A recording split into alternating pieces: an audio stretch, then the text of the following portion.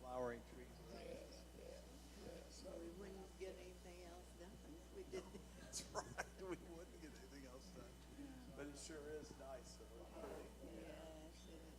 so I'm going to go say hi to a few other Do people. that. Do See that. you later. We don't want to hold you up. Thank you. Hi, people. Nice, nice. Hey, when I saw you there at that intersection, do you remember what was his name? It was the chaplain here. And Max, you see the sign that cross over Dave Christmas? Right there? Yeah, right at that intersection. That's his name. He was chaplain. Good thing I saw him. Well, when I saw you coming on there, it didn't look like you were slowing down at all. And I thought, we hit this intersection. That's how he drives. We stop on a dime and eat. It's a timely done. It is a terrible intersection, so I thought, You have a good program. We're only going to be here. that's fine. We got like 10 minutes. Okay, that's all right. Well, good. Well, enjoy the track meet too. We had a couple PRs last night. Good. Well, good. It's not too late to think about going to 26.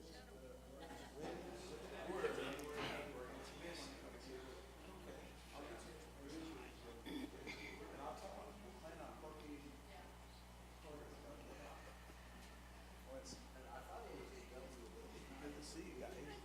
Hello. Villanueva.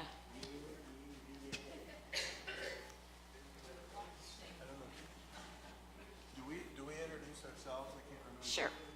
Okay. Want to get Oh, started? that's right. You're on the committee. I forgot. It's almost 4.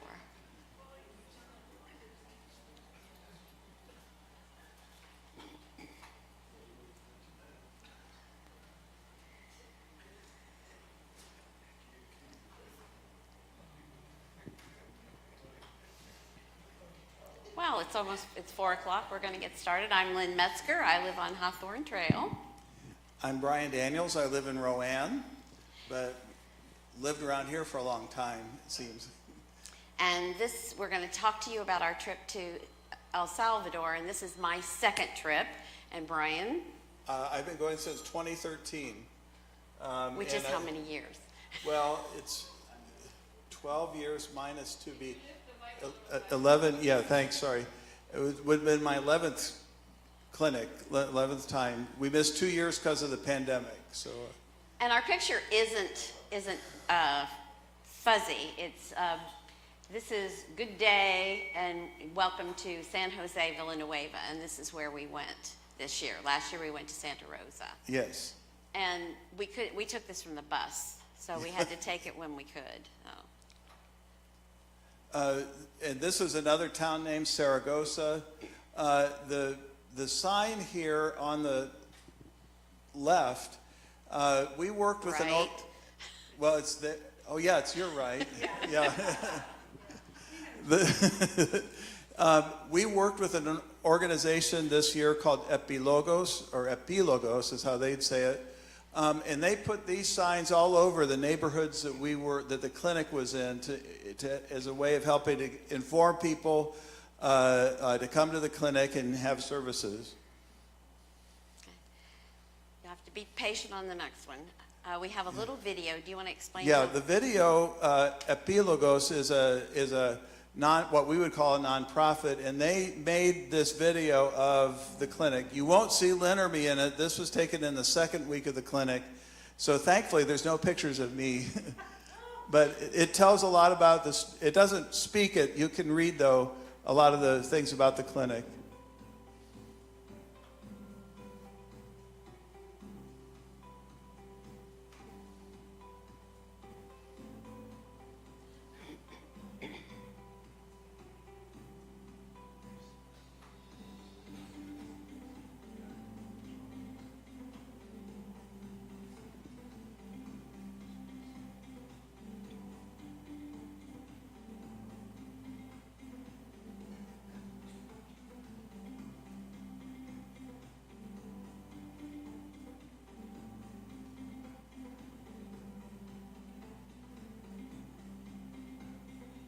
See all the eyeglasses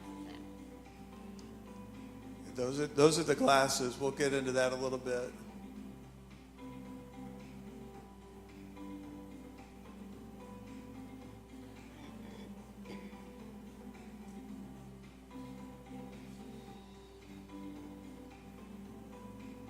Those are all glasses.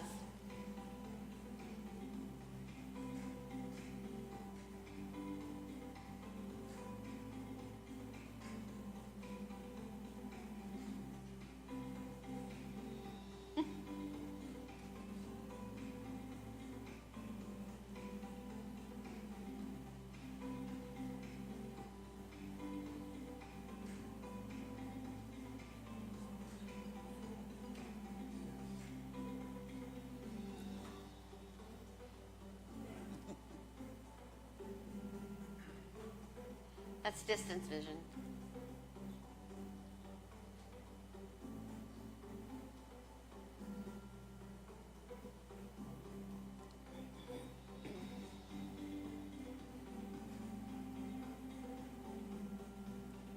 As you can see, clinic is a busy place. I'm not hearing you too well.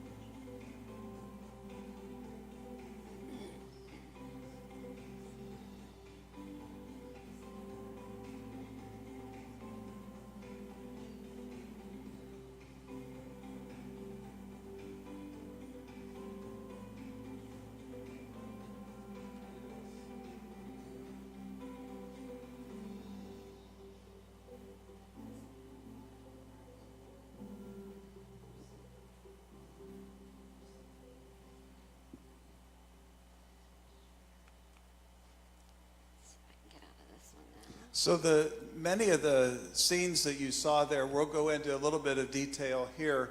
But one of the things that I think it's important to just to let you know at the outset is all of us who go are volunteers. And as you saw, many of the Salvadoran volunteers were wearing our yellow. We all have kind of team shirts, but those of us who are there for a couple weeks don't wear them every day.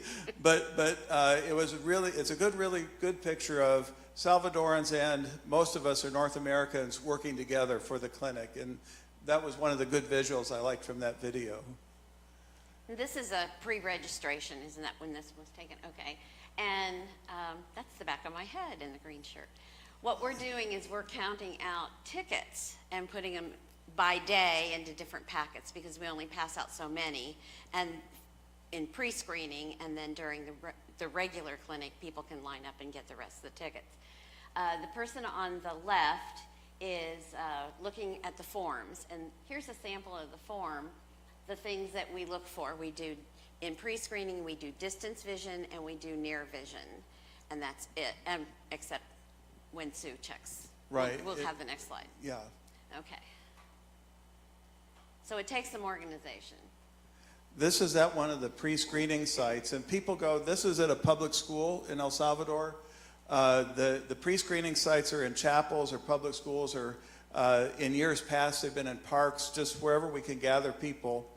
And in the picture on your left,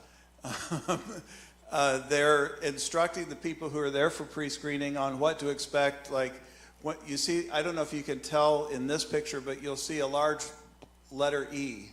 And we instruct them to move their, oh yeah, good. We instruct them to move their hand in the direction of the E. That's because they're, in this case, 20 feet away. So if they just say A, which is what that is in Spanish, A, the person that's down at the other end can't hear it. So we have them move their hand to tell us the direction. And then next there. Okay, sorry. Also at pre-screening, do you want me to? Go ahead. Okay, this is my sister, Sue. Also at pre-screening, we test or check anybody 35 and over for signs of eye damage or cataract or anything like that. So this is a simple, basic test, moving, follow the finger, and she looks in the eyes with a flashlight to see if there's any kind of damage. Plus, that way, if we see potential problems, we can give them tickets right away for the beginning of the week because they usually do surgeries the end of the week, and we want them into clinic quickly. There's a couple more shots of Lynn. On pre-screening, Lynn was doing close-up Near vision. near vision. And with the little ones, you can see that, whoop, sorry. I hit the wrong one. You can see the little thing that we use. But with children, if they have trouble with this, we show them pictures. So I had to learn the Spanish words for birthday cake, and they have an old telephone, and they said don't use that because kids don't know what telephones are anymore. This is distance vision. You can see, as I mentioned earlier, if you can imagine, the women on the left there would be 20 feet away from this young man here. And there's we train the volunteers to do this, the Salvadoran volunteers as well as Americans, to use that little black thing called an occluder in order to see, and we get a distance check that way. There's also lines on the pavement at 15, 10, and 5 feet in case someone can't see 20 feet back. Right. But then we're aware there's a vision problem there. That's our little group that went to pre-screening. Yeah, that's a pre-screening group there. And hopefully the only picture of me. That's our entire group. Yeah, that's the first week of the clinic.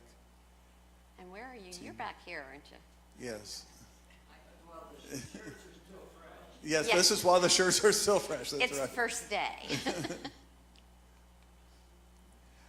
This is I took this picture mostly for my daughter-in-law, who is a bus driver for Whitley County Schools. But we ride, when a school bus in North America retires, they send it to El Salvador. And, but they take a lot of pride in their vehicles, and this guy's got all kinds of, you see stickers on there, and then inside all sorts of trinkets. But what we don't see is, like, on the window of the bus is 151. That's his route. So we look at it, we're taking a jobber, but that's his regular bus route is 151. So These are people standing outside like the first day, waiting to come in. We've already had a week of pre-screening, and those tickets passed out, and then this would be the people who weren't pre-screened. there's a lot of waiting in line at our tickets. If you've heard my programs in the past, sometimes they wait 2 or 3 hours in line just to see the optometrist, and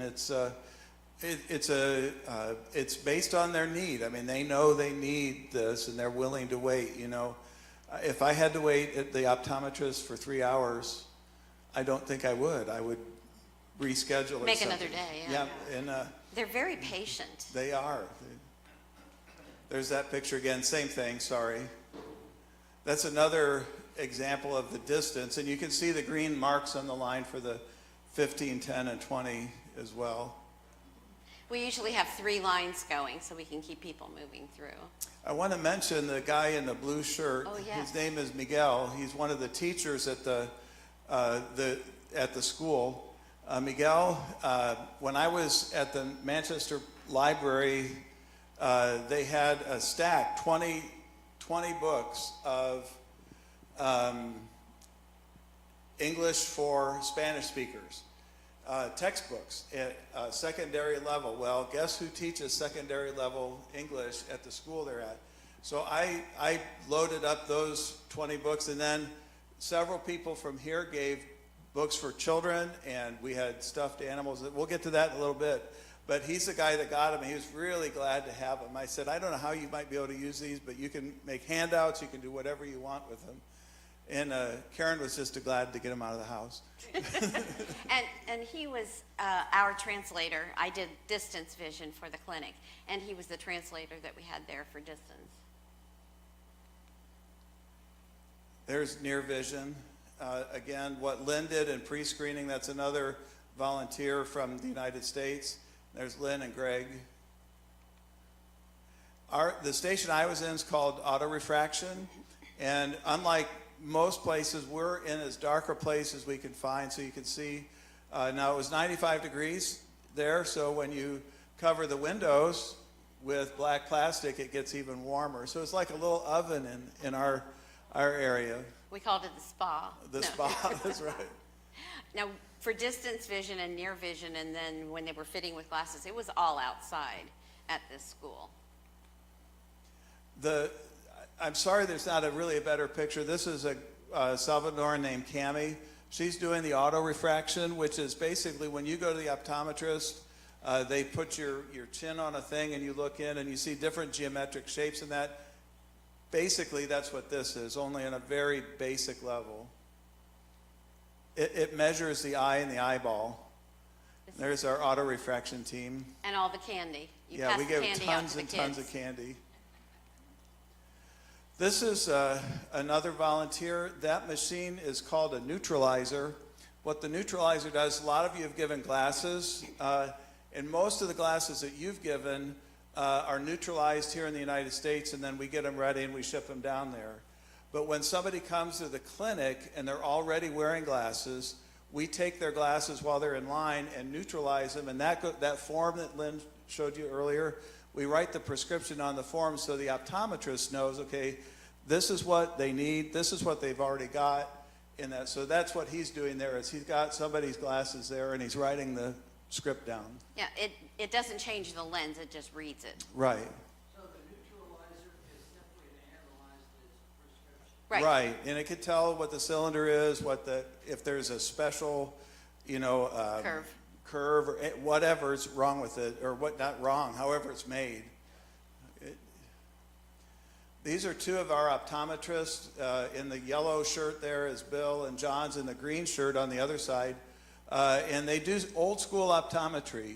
Again, most of the time when you go to optometrists now, they don't do that in your face type of stuff anymore.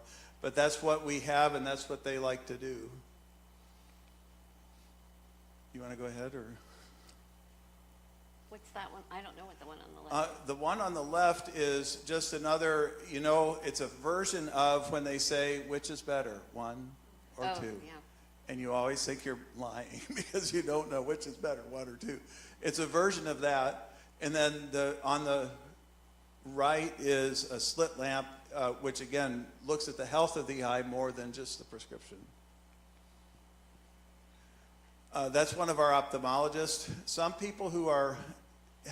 people's eyes, most people's eyes, could be handled optometrically with glasses or some kind of prescription lens. A lot of times we find other problems that they need to see a medical doctor, and in case you didn't know, an ophthalmologist is a medical doctor who's also an optometrist. So this is an ophthalmologist taking a look at this man's eyes. And these are stations that are set up, and we try to keep the flow going so people don't have to sit and wait too long. It's another ophthalmologist. I included this picture. This young guy here is only 29 years old, and he hasn't been able to see since he was a child. And this is one of the first times he's actually seen an ophthalmologist. And I haven't found out, but I'm curious about what kind of follow-up he's had. It's just a sad story. Go ahead. This is in the waiting room for the patients and one of their family members. They're going to have cataract surgery. Eye Care doesn't perform the surgeries anymore, but we find a doctor in-house in El Salvador that will perform the surgeries. So, we've got a list for how many they performed. That must have been the Friday group that we were there. Yes, that's Yeah. right, that's right. And go back a second, if you would. Sorry? That blob on the left is a cataract. And the cataract surgeries we do are pretty old school. You might remember 30 years ago it was a big deal to get a cataract removed here.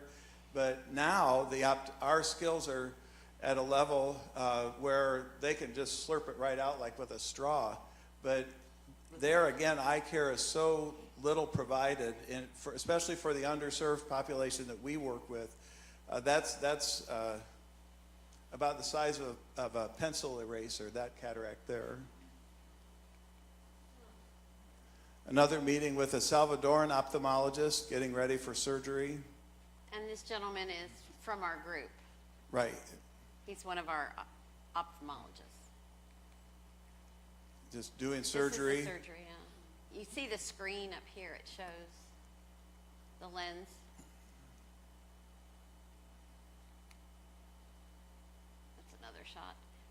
This is where we stayed. We stayed about 1,900 feet up in a retreat center run by little old nuns. I mean, they were all about this tall.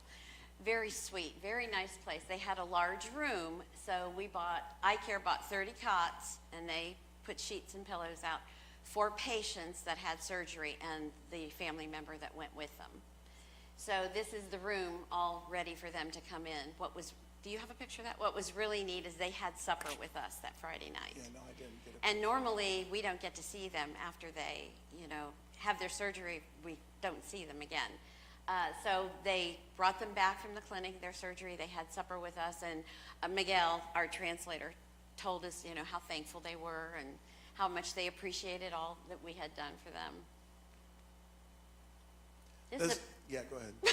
No, go ahead. This is a bird's eye view.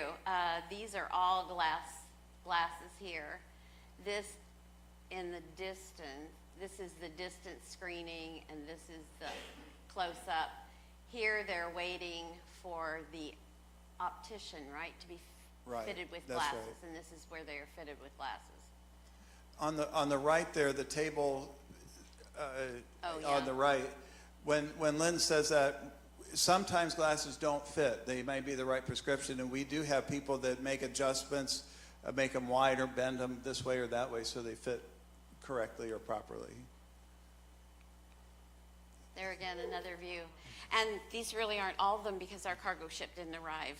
That's right. We didn't have all the supplies. They were all loaded on a cargo ship, and it got stuck down at the Panama Canal. So we were fortunate enough we had 2 people bring in glasses, and then they took care of those. They neutralized them and checked them out. So we had enough. More glasses. More glasses. The ones here are readers. These are all prescription. And they're all cataloged. They're in a computer. They're all labeled so we know where they are. These are some of my favorite pictures. The little ones. So proud. The entire family got glasses.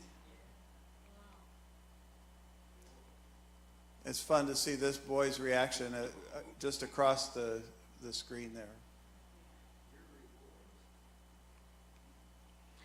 This is a picture of bracelets that Faye McManamah put together kits, and I passed them out to some of the school children that were there, and they took the kits and then they had to come back and show me that they had made the bracelets. So Faye sent about 25 of them. And then the one on the left, this is a teddy bear that Mary Eby made. She gave me bags and bags full of teddy bears and little dolls, and the kids just loved them. They did. They really like those little bears. I have to share with you, it was an elderly couple, and one of our ladies was working with them, and you could tell, I don't know if they were husband and wife, if they were brother and sister, but you could tell he was taking care of her, and she was developmentally challenged. Well, after Ruth was done, she came over, she says, "Do you have any of those teddy bears left?" And I said, "I have one." And she took it, and I don't think I can tell him, You go. and gave it to this lady, and she just took that teddy bear and hugged it like she had gold, So we were all in tears. And this one is one of the books that we took down. Diane Metzger and Donna Bacco and Nan Earbaugh and several other people gave me Spanish books. And this is Llama Llama Red Pajama, which is one of my favorites. But we passed out all those books. The children just loved them. Yeah, I love this picture of that girl just Yeah, kicking back, looking at her book. This is Mary Had a Little Llama. And we do things besides eye care. Obviously, Tad is the man in the green shirt, is holding that baby. Probably mom was getting an eye exam, and the little boy just wanted mama, so Tad helped out a little bit. And that's just kind of the fun stuff that we do on the side. Love getting hold of those little babies. Okay, in this clinic, and it was a 2-week clinic, Brian and I went the first week for pre-screening and then the first week of clinic. They saw 2,781 patients. passed out 1,100 prescriptions and 1,100, almost 1,200 readers. Prosthetic eyes, 80. And cataract operations, 78. So since 1995, 30 years, we have served 137,762 people. Well, thanks. Yeah, this isn't the video yet, but this, Yeah. you notice that many of the people in the clinic, many of the volunteers have gray hair. So if you have gray hair and a little extra time, talk to us about going. Yeah. It's a really good experience. I'd love to talk to you. I'm on the board. Lynn's an active volunteer now, and you don't have to be an optometrist or an optician to go. It's Because I'm not. yeah, me neither. You just have to really want to serve some people who really need what we can offer them. So that's the website there if you're interested in looking for more information about that. And like I said, age is not a factor. I mean, it may be, but it shouldn't be the main factor. Many of the people, as you saw in the volunteers, are gray-haired people. Retired. A lot of Retired, people. yes. This Go ahead. This is a scene from, is that one sunrise? This is sunrise, yeah. That's sunrise. Where we were, you could see sunrise in the morning and sunset at night, and just a little bit of the ocean. Mm-hmm. So, definitely, Jesus was there. he blessed our trip. And this is sunset, or a sunset. It was beautiful. The place we stayed was absolutely beautiful. The bell in here, the convent and retreat center where we stayed, was destroyed in the Civil War in the 80s, and then was rebuilt. And so the buildings you see are rebuilt. The bell was one of the only things that survives from the old structure. It was out back, wasn't it? Yeah, that was in the courtyard there. Yeah. Another sunset. This gentleman was a teacher at one of the schools where we did screening, and this was his classroom, and he was trying to get it set up. Yeah, school started this first week of the clinic. The pre-screening week we were there was the week before school started. Then the first week of the clinic was when school actually was in session. And yeah, he teaches 5th grade and English for all grades. This is preschool. I took this for my wife. This is a pretty typical multi-purpose room, we would call it. You can see there's a basketball hoop attached to a soccer goal. And this is set up, the chairs are set, wouldn't normally be there. That's set up for pre-screening. On the left, you see a white kind of an arch. That's the bathroom. And just to give you an idea of the circumstances are so much different. This school had no water the week before school was to start. And they had no prospect of getting water for the town. They had large blue barrels that they drew water out. And here, like I said, we were there on Wednesday and Thursday, and the following Monday it would be full of kids and still no water. So like I said, that just, things are improving greatly in El Salvador, but not some of this kind of stuff. Again, a picture of the school and Kitty. This is a vanity picture, sorry. The little boy in the floppy hat is Brian. The young man holding Brian in the middle is Daniel, so we have Brian Daniels and Brian Daniel. So, like I said, sorry, it's a little vanity picture. We were there in high season for produce, and so trucks would drive all over the place announcing that they had onions and watermelons and whatever else they have. Although you only eat it if you can peel it. Right, Unless right. Yeah, we it's- couldn't buy anything. Unless it's washed in sterile water, so. Yeah, they bring water in for us to drink. This is the ocean in La Libertad. That's the pier And that's the Lynn. with the wind blowing in my hair, yeah.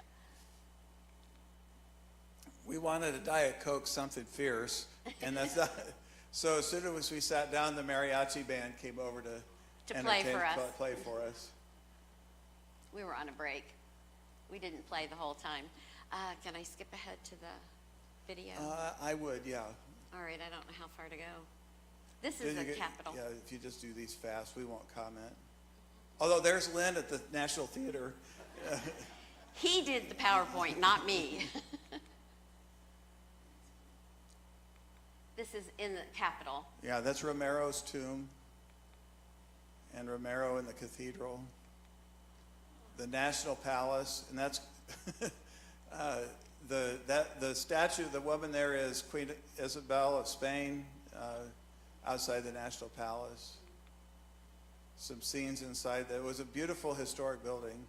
There's Ruth. This is their Congress area. They're not using it now, but they're refurbishing. Yeah, it's a unicameral government. They don't have a House and a Senate. They just have one.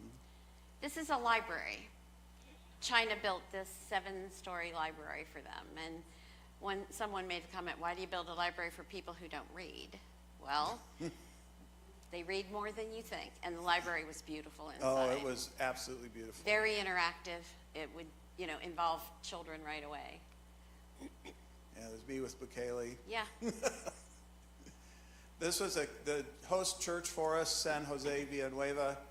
I took these pictures. It's in a Catholic church, but instead of a crucifix, they had Christ risen, statue of him up there. And I don't think I've ever seen it in the U.S., but I thought it was novel. These are coffee beans. We weren't there, but the day after we left, they took the group, they had a day off, and they went to a coffee bean plant. One of the volunteers' father owned it. The one on the right, or the one on your left, is Phil the dog, and then He loved us. the woman on the right has been on 76 eye missions. Her husband just died, but she's I think 88 or 89. But she's been on. They went on eye missions with Eye Care and a couple other groups to Ecuador, Peru, and El Salvador. And this is probably her last year, but she's getting ready to adjust glasses, like I mentioned earlier. It's sand. Yeah, to put it. Yeah, the sand to soften them up. I'm going to flip through these quickly because we have a. Oh no, we're right there. Good. This is one more video that Epilogos put together for us, and again, just to.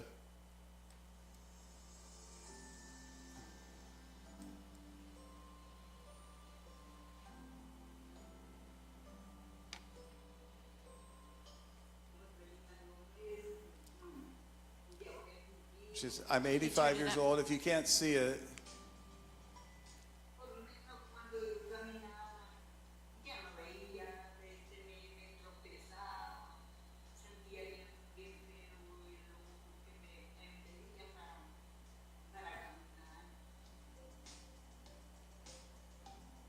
Gracias a Dios, bien clarito veo como me dijo el cirujano que estaba perfectamente bien y sí, así es.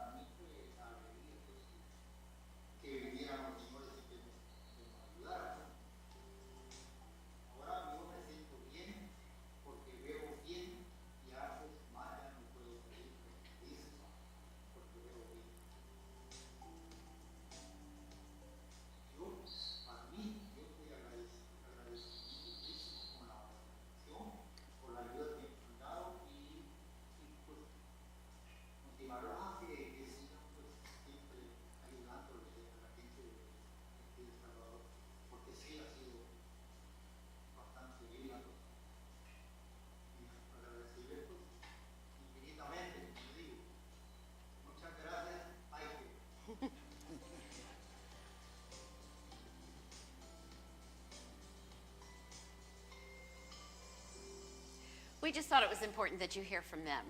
So, thank you very much. Yes, thank you.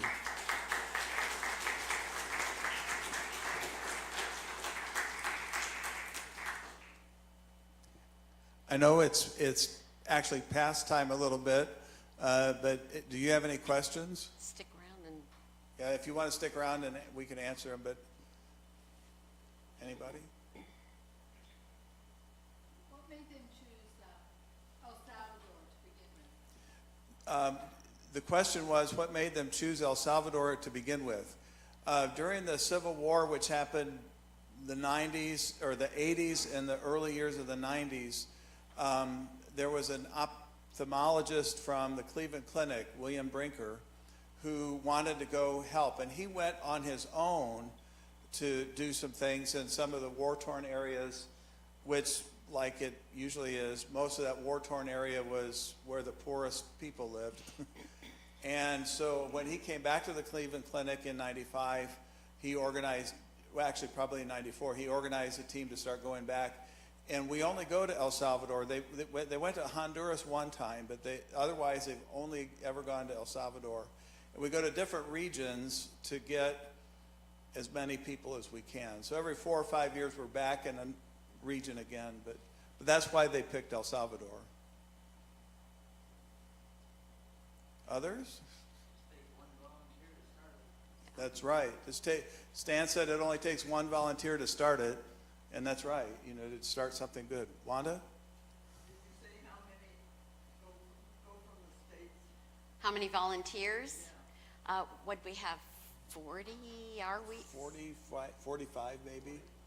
Oh, 40 our week, yeah, that's right. Yeah, 40 our week. Some stayed, and then more came. So probably, what, 80 maybe Yeah, altogether? altogether, yeah. And what is the cost of the trip? You have to pay that person more.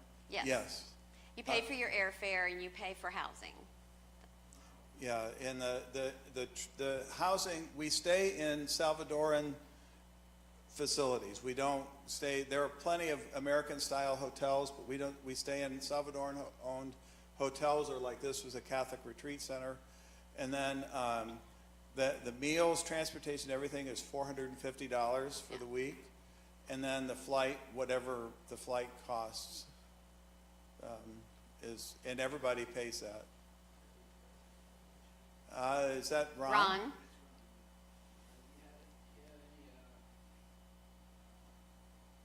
have any other country down there? Just- Our group doesn't. There are groups that do, but our group only works in El Salvador.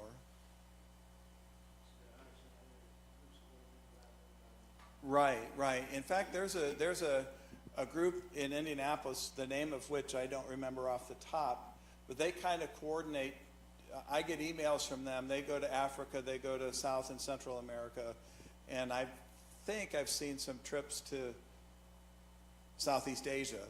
But I will say they must stay in American places because their trip costs are far more expensive than ours. I mean, far more expensive than what we do.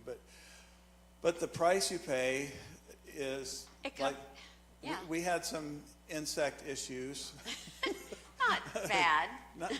Yes, and we were in Central America, but my sister had a tarantula in her room about the size of a deck of cards.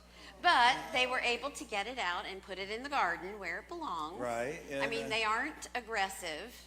Right, and so there are gives and takes.